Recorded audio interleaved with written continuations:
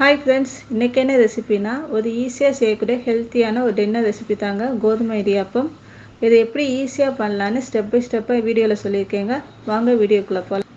ஒரு பவுலில் கோதுமை மாவு எடுத்துருக்கேங்க. வீட்டில் அரைச்ச மாவாக இருந்தாலும் சரி, கடையில் வாங்கின மாவாக இருந்தாலும் சரி. இப்போ அது சூடு வர வரைக்கும் நல்லா வறுத்து எடுத்துக்கலாங்க. ரொம்ப நேரம் வறுக்க பவுலில் ட்ரான்ஸ்ஃபர் பண்ணிவிட்டுங்க. தேவையான அளவு உப்பு சேர்த்து மிதமான சூட்டில் உள்ள தண்ணியை வச்சு சேர்த்து நல்லா பிசைஞ்சு எடுத்துக்கலாம்.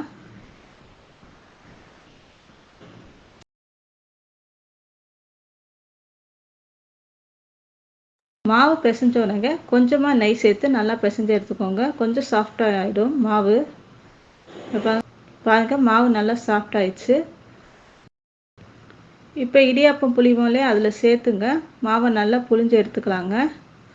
பாருங்க, நல்லா சாஃப்டாக மாவு, ஈஸியாகவும் புளியலாம். நல்லா புளிஞ்சு எடுத்துக்கலாங்க.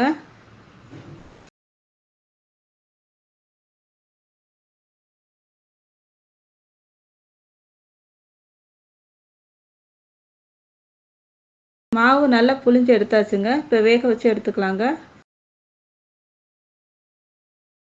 பாருங்க, வேக வச்சு எடுத்தாச்சு. மாவு நல்லா சாஃப்டாக இருக்கும் இடியாப்பம்.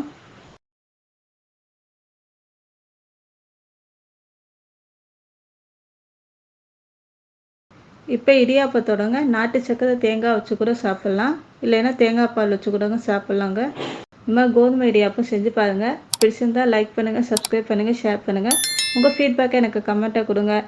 பெல் ஐக்கானை கிளிக் பண்ணிக்கோங்க. அப்போ தான் நாங்கள் போடுற வீடியோட நோட்டிஃபிகேஷன் உடனுக்குடன் உங்களுக்கு வரும். தேங்க்யூ.